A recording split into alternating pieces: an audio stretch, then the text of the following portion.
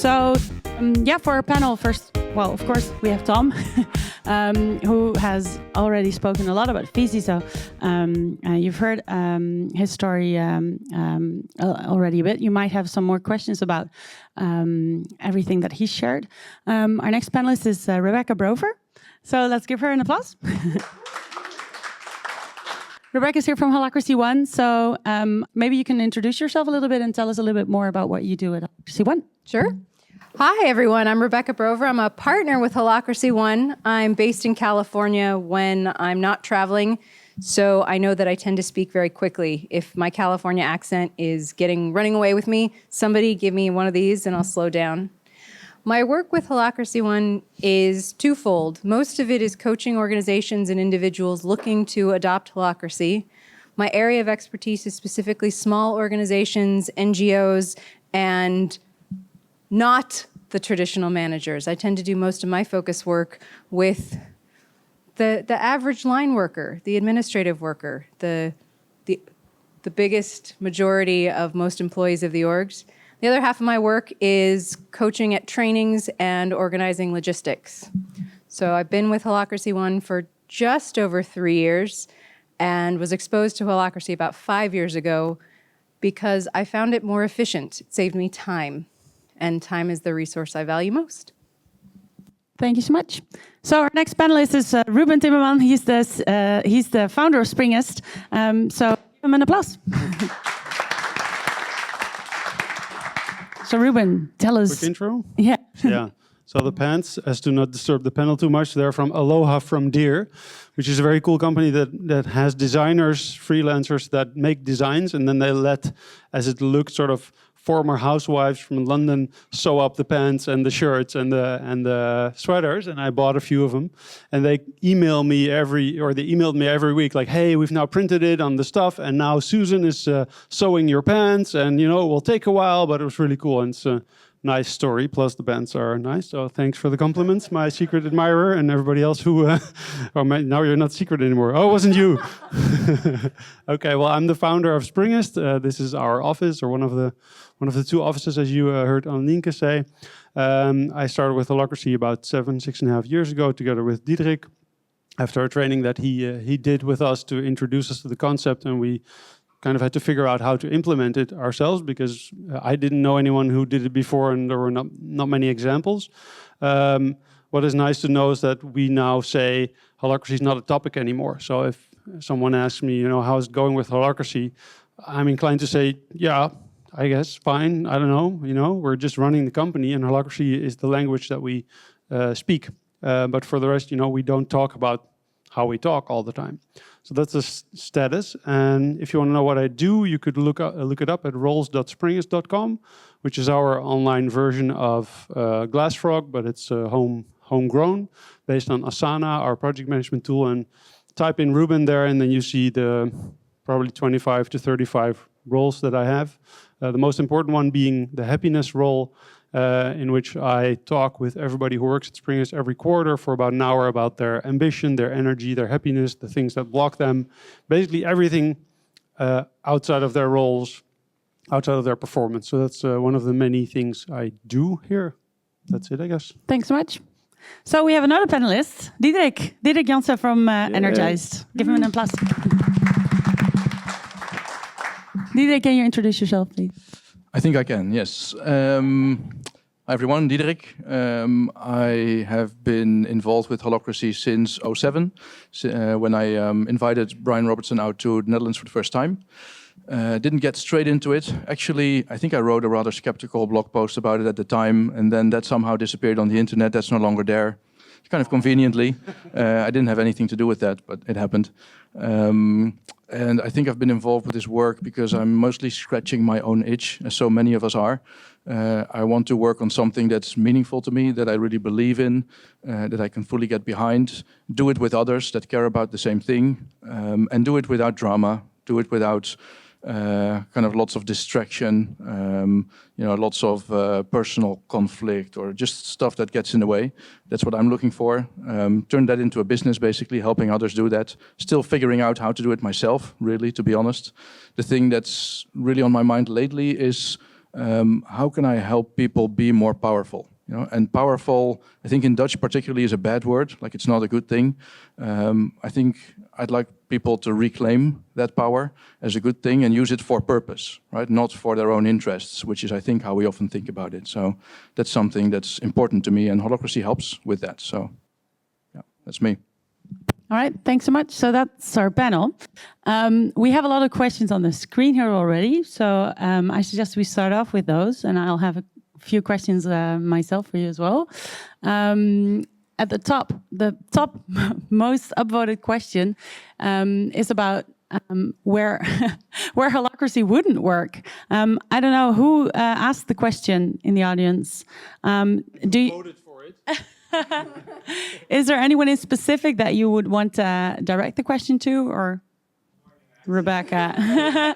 California. Yeah, so Rebecca. So my quick snarky California answer is I haven't found one yet. But the longer, more grounded answer is, in my experience, both data-driven and anecdotal, the companies where Holacracy cannot survive are the ones where the person or persons with the explicit power to ratify the Constitution are not committed. Both in pre-adoption and also, one example, we had a team in Google experimenting with Holacracy. They had adopted, they were actually doing great, but it was a very small department. So the department restructured, a new leader came in, the person with the explicit power, interested in the idea, but not committed to the practice, and the adoption crashes and burns. In the cases where I see Holacracy adoption fail, it's not due to industry, it's not due to habits or power shift, it's really due to that last action of the explicit power holder, maintaining commitment. I think one of the reasons that Holacracy has stuck at Springest is because the former explicit power holder, and actually the current power holder, unless you've changed the governance. Depends on definition of power. Fair enough. That role with the authority to unratify the Constitution has burned the ships. You know, the idea of when you land on the beach, you burn the ships because you can never go back. So when the explicit power holder is not fully committed. Would you agree? Would you agree on that? Fully agree on that, and not just the last step that Rebecca mentioned, but especially the first one where the power holder says, we're going to do this and you're all going to come with me or not, and then you can leave, which is, you know, an explicit version of what I did here, but Zappos famously did, offering people money to leave if they didn't like it. This is a very important step, I think, to take, and it's something that we didn't initially do, but after, I think, 5-6 months or something, Diederick and I talked about it, and then I said, this is not an experiment anymore, which is what I started out with. And by saying it's not an experiment anymore and actually thinking it's an experiment forever, and I still feel free to tear up the Constitution or the thing I signed, which is on the wall, any day. Like every day I can choose to just kill this whole thing, and I'd be okay with doing that if I felt it was the best decision. But I don't, so we keep it on. And I think that's the most important thing, that the founder or whoever holds the power fully commits and shows everybody that they do. Otherwise, you're also, you know, leaving room for negotiation, doubt, you know, pushback, et cetera, et cetera. So agree with that. Power. Yep. Yeah. From there, I think it's nice to go to the question of, well, this is about in which environments Holacracy wouldn't work, and for what kind of people it wouldn't work, but which kind of people would thrive in Holacracy. So for which kind of people would it be very appropriate to use? I can start with that, yes. Let me answer the question in the negative first. If you, I think the one type of person, and this is really not a type of person, I don't believe, but that I don't see thriving is someone who says, let me just do my X job and not worry about anything else, right? Whatever the job is. I've seen developers do it. I've seen salespeople do it. There may be some types of jobs where people do it more than others, but do only that and don't bother me with meetings, with stuff, with processes, with procedures, with decisions. Like, I didn't get hired to do that. I'm not interested. I don't even want to think about it. I don't think that works. Right? There's some level of reflection and wanting to even look at tensions, right? Even if it's in the form of complaints, and then going, okay, wait, I can do something with this complaint now. That's required to make this work. And I think that's, and you might even argue that you can have a few of those people around even, but not very many, right? I would say that's the negative. The positive, I'm thinking about what I was just saying about being powerful. Like people that are interested in exploring their edge of being powerful, of taking a decision, of doing an experiment. And that can look very different from one person to the next. It could be really small, as in speaking up, right? Like being more powerful might be, I'm going to actually say something at the next meeting, right? That could be it. It could also be, I've got a role that's in charge of our location, and I think we should move house, right? I think we should move our office. That's going to be a rather bigger version of being powerful and being entrepreneurial. But I think if you're interested in exploring that edge for yourself, you're really going to thrive, because Holacracy is going to give you lots of opportunities and pathways for doing that. So those are a couple thoughts. Anyone want to add? Two thoughts came to mind. The first is, I think we're in a really luxurious time in our history as humanity. Gone are the days when the predominant desire when coming to work is, I want to clock in at this hour and I want to clock out at that hour, and I want you to give me a paycheck, and that's it. For all of what I hear online, millennial entitlement or wanting to stay home, never that I've seen in our history are we at a point where more humans are looking for more in their work. They're looking for meaning in their work, and being able to offer a workspace and a working culture and structure that allows for creativity and different pathways and an alternative to the traditional corporate ladder, which doesn't usually have meaning for a lot of people coming into the working world right now, I think is really beneficial. And the other thing is, I think people who thrive in Holacracy are people who are flexible. I think the more rigid you are, and similar to the idea of, I don't want to deal with problems, I don't want to make changes, I don't want to rock the boat. You can have a few of those. They have one role with one accountability, but the more flexible you are, the easier it is to change the habits and pick up the behaviors that make for successful Holacracy practice. Yeah, it's because it's fun. I disagree with that in so far that you don't have to have that, and it works very well as well. We have some people that would fit that mold of, I just want to do my job. I like my job, but what you do need, I think, is more craftsmanship. Everybody, no matter what the role, picking up the garbage as a book quote from Tom. You will own your job and you will have an opinion on how to do it. And you will also want to have influence on how to do it if someone else, decides to change that. And I think that's the more important thing than being flexible or even, I want to have an opinion about other things and move our office. It's like, if you're good at your job, and you are, otherwise you should be doing something else. But if you're good, you care about it and you know how to do it and you have an opinion on it. And that might be very small and unflexible and clear, but then, you do want to own that. And I think that's more than flexibility, it's more craftsmanship or caring about however small your job or role is. That's what I've noticed more. So basically humans can thrive in Holacracy. Yeah. And monkeys that's too, That's a good answer to that question. I think humans can thrive in Holacracy. So another question that I saw on the list is, what would you consider to be the biggest challenge when starting with Holacracy? And I don't know who asked the question, but I'd like to ask Tom, when Viisi started with Holacracy, what would you say was your biggest challenge? I really don't know, to be honest. I think you start somewhere, and a lot of people are curious. And I see a lot of things less dogmatic. So, for instance, I just was thinking when I listened to the answers that when I see a question, I always ask me, could the opposite also be right? So, Holacracy for me is a very good way of approaching a a new way of working, to put it a little bit broad. But I find a lot of discussions totally dogmatic. That's why I also decided to take a lot of historical examples. And then you start somewhere, and then sometimes it just takes time. But we're living in times where we want to have immediate, let's say, success. And that's not the way it works. So just start somewhere. And I also think that a lot of people are just a little bit skeptical. And then it takes time. And as long as they don't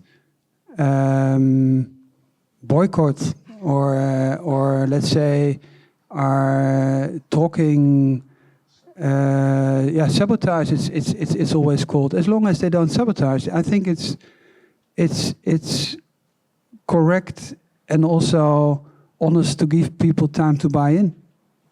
So why not? So I just would say start, and then perhaps there's a very good reason to be a little bit skeptical. Anyone who wants to add to that? Yeah, one thought that came up about the biggest challenge is not to learn the game, not to read the constitution and learn by heart the meeting procedures and all that. I think it's to unlearn is the biggest challenge. Unlearning the deep kind of instincts and reflexes, maybe from our lives or even evolutionarily, I don't know, when things get a little difficult or unclear or conflicted or in any other way difficult, like this reflex of going like that, right? Like looking up for some parental figure to save me, which could be the manager, some superhero to come in and save the day, make a decision, take on the responsibility, do whatever. To unlearn that behavior, you can run the Holacracy meetings perfectly, follow the rules perfectly, and still be kind of looking to others, your peers, the LeadLink, whoever, to save you, to take on some of that responsibility. I think that's the biggest one to unlearn, and it probably takes years, to be honest.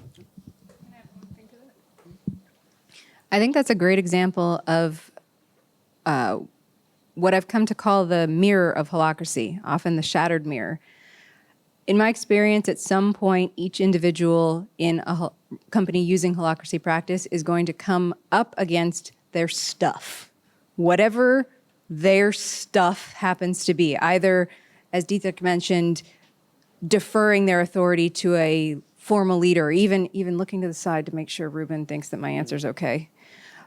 On the flip side of that, you've got a heroic, charismatic leader. I saw a question up there about a charismatic leader.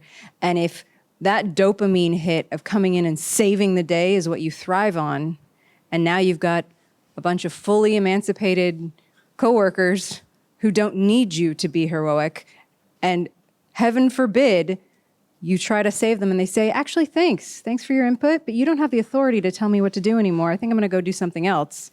The gut hit, that mirror just shattered for that person who thought, well, wait, my rule is law. So whatever your personal stuff or shadow piece is, I have noticed that Holacracy practice at some point will make you confront it. And whenever that happens, that can be very challenging for individuals. Yes.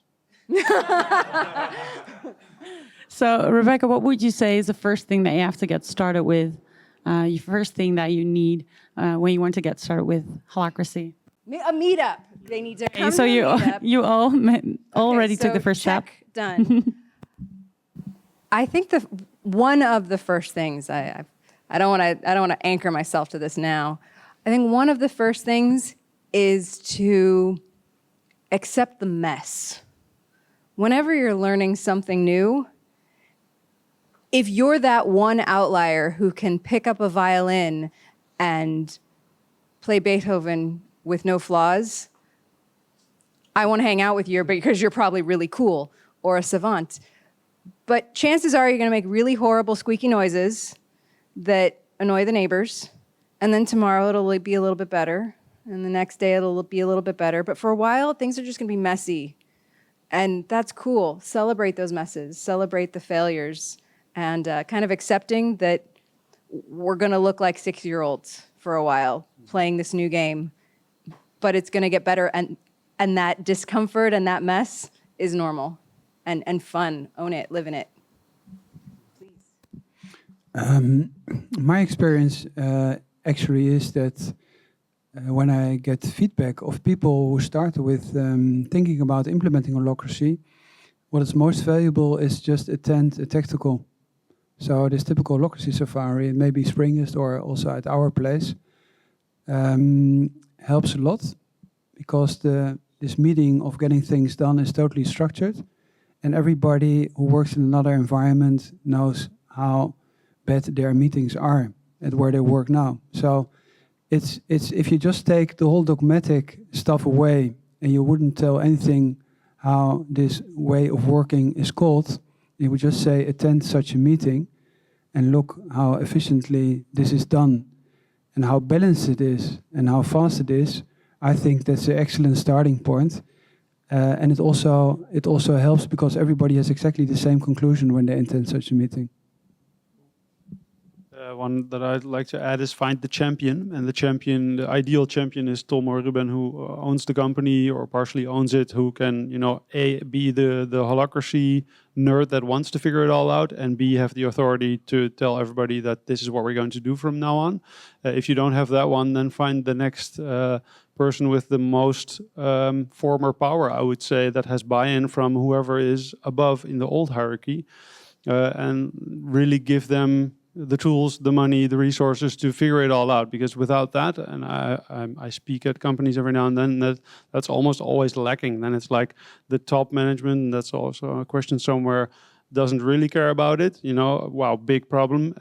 Plus, the one who cares about it doesn't really have a good connection to the top guys often, of course. And then you're really dead in the water, because then you have either someone who cares or nobody who cares, which also happens quite a lot. Like, many people tend to say, like, this is cool, yeah, okay, well, so gotta go home, You have to have this champion who drives it all the time and who wants to, give Diederick a call about something tough, or read up on the few Holacracy community forum posts and figure out how to do X or Y, or call in help or stuff like that. You need that person, and that person has to be as high up or as connected high up as possible, I think. Otherwise, it will just slowly die. That's what I've seen a lot. How do you deal with that if higher up people are opposed to Holacracy? Is one of the questions that's here as well. I think you have to stop. You have to deal with that exclusively. Like, that's your first thing. If you don't solve that, then you can, pretend you're doing Holacracy and self-management, et cetera, but you're done. So deal with that first. That's my sort of sole response. Yeah, I see Rebecca nodding as well. But Diederick another question that's really high up there is a bottom-up approach also possible? Ruben is basically saying that if you can't get the higher ups to be backing this decision of implementing Holacracy, you should stop. But is it possible to do bottom-up instead of top-down?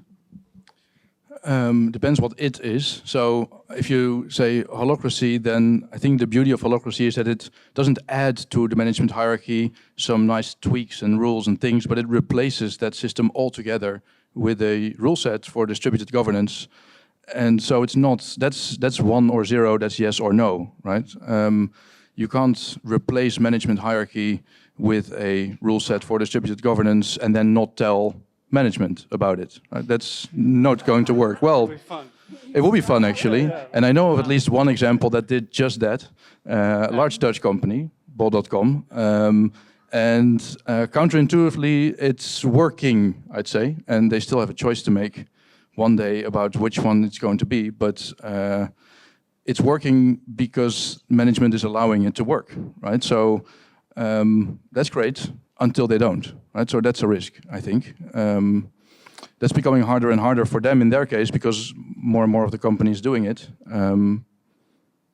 But I don't believe you can do Holacracy that way. You can definitely take a lot out of Holacracy and start taking some of these practices, some of these rules, and start experimenting with those, but it's not the same thing. It'll give you lots of benefits, but it's not replacing management hierarchy. And you'll always have that shadow power in the background. So maybe leave and start a company. Yeah. Like Anne and Inke. Yeah, right. But she didn't leave for that reason. She wants the hierarchy back. Right. No, that's not because I want the hierarchy back. Is there anyone who wants to add to that question? Because some people have voted it. I'm just looking at the audience for a minute. If I don't see hands, I'll just continue to the next question. Yeah, Tom. Goed, this is the historian again.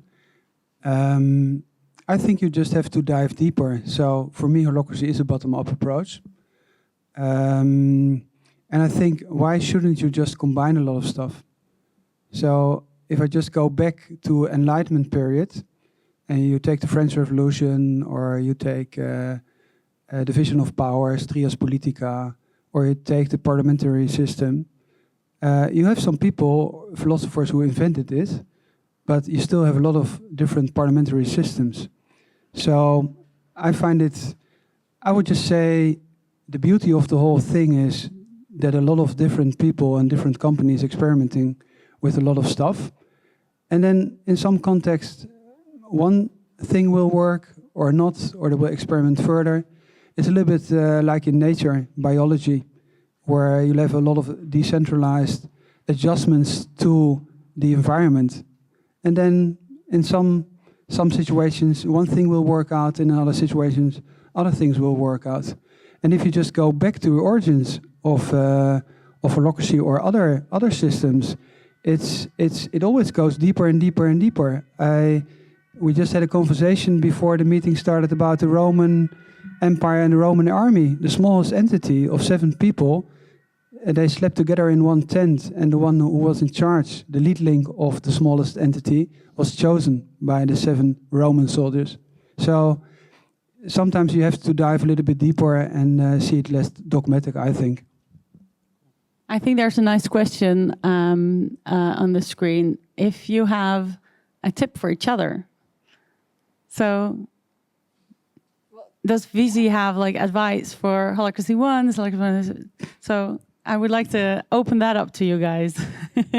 No, it's not my role to advise others. I mean, I just said if somebody's curious, that's the thing I said about the Holacracy Safari, and I just would always invite everybody who has the feeling that you want to change something in your own company, just search for it.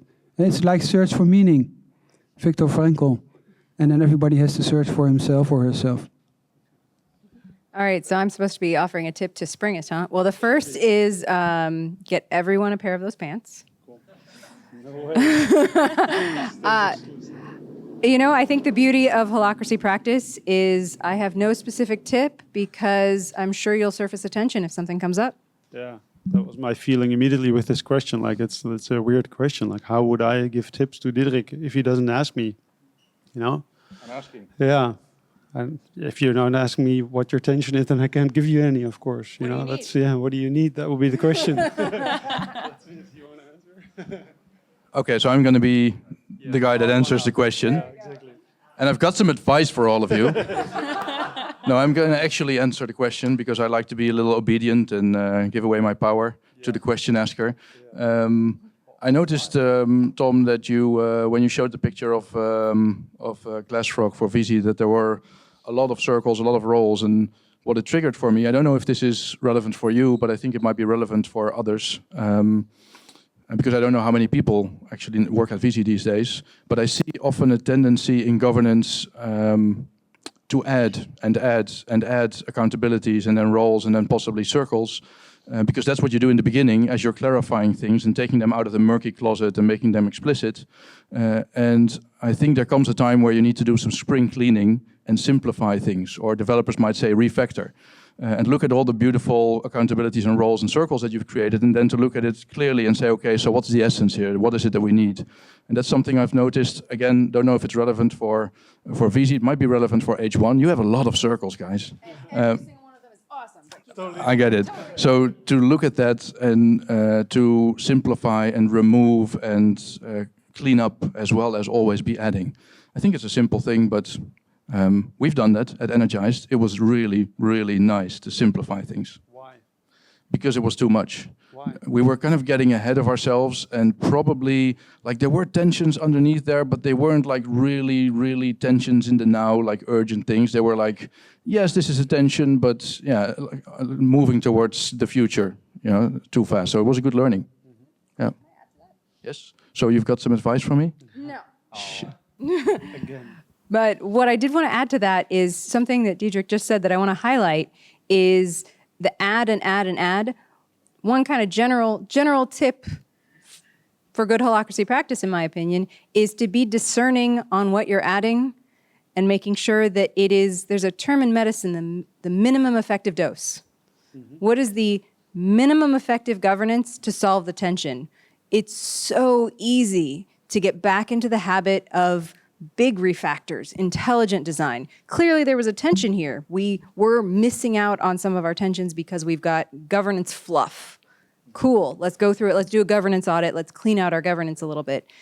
One way to preemptively mitigate that is to be very discerning and get really grounded in what tension are you trying to solve versus what am I trying to intelligently design. So I think that's my piece of advice, is to stay very grounded in your tension and what's the minimum viable governance to solve that tension without crossing what is such an easy line to cross. Tom, would you like to add to that as well? Minimum viable governance.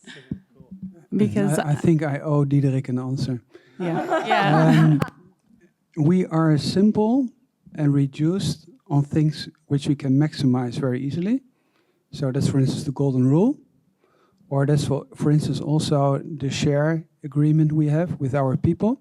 So there was a discussion which took us a year and a half to end up with a simple conclusion that everybody in our company, this 10% shares which are reserved for it, that everybody gets 1 point per year.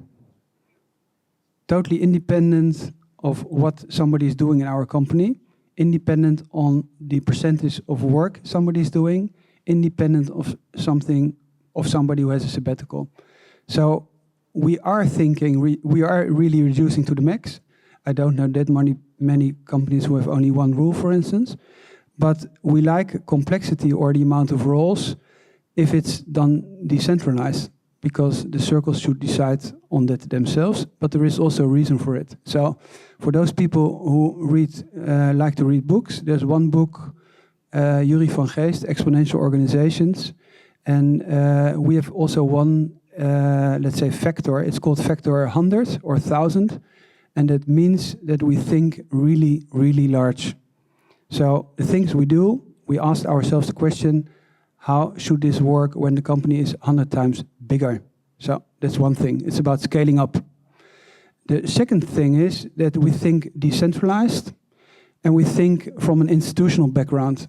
So we think that the complexity of a state, that's our example. So management, or the old way of organizing businesses, is very simple. Tailor-based, 100 years is history until now. But we think in very, very, very large structures. And it doesn't matter if you split up a role. So if you would, let's say, take a role and you would make a role out of accountability, a circle likes this, something becomes more fluid. So it's in a way making organizations more fluid, and the smaller a role is, the easier it is for somebody who enters the company just to have a look at all those roles, and somebody enters the company in the circle and says, oh, that's interesting. I like the Christmas tree role because I'm a Christmas tree lover, and I would like to take care of this role because it's, for instance, one role. Just a very simple example. And it's also easier if, for instance, somebody leaves the company, just to take those roles and tell to everybody in the circle, here, those roles are there. Is there anything you would like to take with the already existing roles? So it has to do something with, make the organization more fluid. That's all. What I also wanted to ask you, Tom, is that it's a big question up there, and you've talked about salaries. If you have multiple roles, and if you say like people can upvote or they can choose, like I would like this role to be there. How do you deal with salaries when people have multiple roles in your company? It's not so difficult because, let's say, the roles somebody has are mainly in one circle. So I just to make it a little bit more simple. So we have 40 people. We have 20 advisors. Those people have mainly roles, 80% in the advisor circle. Then you have people who do the back office side of the mortgages. These are 4 people. So this what happens. But if somebody wants to take a role from another circle, as an example, then they can do so. But their salary until now is based on those, let's say, 80% main roles. But if the next question would be, what would you do in future when somebody would work for 50% in one circle with this salary and for 50% in this other circle, then there will be a discussion going on or a tension, and then the role, which is called compensation architect, will take care of that. So until now it works pretty well, but just see what happens in the future. Thanks. So there's one question I would like to end with, and that's for all of you to answer. If you have to pick one, what's the most important value in the Holacracy practice? I'm going to go with curiosity. Follow the tension. You have to explain more. So I have to explain more while Ruben thinks. What do you mean? I think ultimately, like the whole constitution, ultimately it's about there's a purpose, there's something you're trying to achieve, and then there are ways in which that is not quite happening as much as it's possible. Those are tensions. And so if you get really, really damn curious about lots of tensions, not taking them personally, not blaming others, not getting stuck in drama and politics, and just really curious about what is going on here, I think the rest is bijzaak, fluff, uitwerking, details. Yeah, curiosity. Can you educate curiosity? I think it's just, I think it is, the way I look at it is a muscle that you can train. So I think so. And I think actually Holacracy helps train it. It's definitely helped me train mine, take things less personally. It's nice. Cool. Do you have something yet? I'll think of something. No, I had to pick from many, many great answers, of course. No, actually, what's funny is that I didn't think of I was thinking of the Springest values. We have 7 defined values, which were created bottom up. But the one that I would pick now, and I don't even have a word for it, so please help me out here, is something like being an adult. You know, owning your stuff, not pointing at someone else or looking, as Diederick said, up or sideways or complaining about something. You can just raise your tension, owning your problem thereby, daring to say that you have it, and then it will be solved. And you don't have to come up with a solution. This was something that I brought up this week at Springest, where someone asked me about something, me being Ruben, not me being in some specific role, and asking like, oh man, I'm stuck, I don't know what to do with a product circle, they don't listen to us. And I said, so, bring it up. Yeah, but I don't know how to fix it. And I said, yeah, I don't care, bring it up and someone will, or not, figure it out. It's not my problem, it's your problem. I do care about it, I like it, so bring it up. And that's all I had to do. And she, in this case, was very sort of shit, but how? And then she did it. And it was a bit awkward. It was in our outermost, so highest circle. And she brought it up, and the facilitator, I think at some point asked, do you want any help or suggestion? And someone gave it, and then and basically solved it. And the funny thing was that the person who was then addressed, which was a lead link of the product circle in this case, where many of our developments, most of our developments happening, so tech, he really didn't like it. That was great. And this is, of course, what Clara already felt, that he wouldn't like her bringing this up and putting him on the hot seat to figure it out. But he had to, because he was accountable. And now they're figuring it out, and the whole tension is gone, and it was nothing to begin with, in my opinion, from the heroic perspective. I knew what they would have to do, but they did it. It was awkward, but she owned it and got it fixed. So that ownership or adult behavior of just saying, I have a problem, or I'm scared, or I'm, stuck, whatever. That's it. Thanks. Rebecca, what's the most important value for you? Oh my goodness. Okay. A most important value? No. Ah, damn. The. Okay, all right. Pick one. I'm gonna kind of riff off that adultness and say vulnerability in all its forms.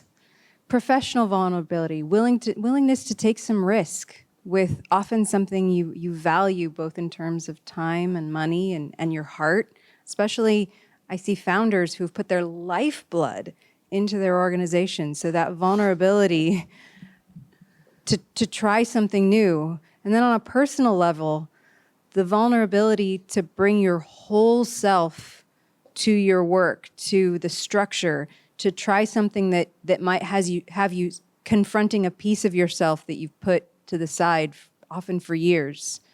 The vulnerability to count on others, to expect from others that which is explicitly now in their roles. Willingness to defer pieces of your authority to distribute it out to others, and vulnerability to take on things that might just seem so uncomfortable, knowing that there is light on the other side. Sometimes when it's dark, you think that you've been buried, but you've just been planted.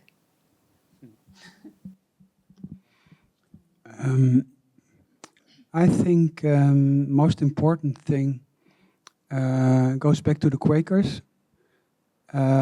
It's the principle of the circle and the constant principle, because it's the deeper level of being human, which I guess is the biggest strength in the whole model. But I think it takes time to develop it and also to explore it.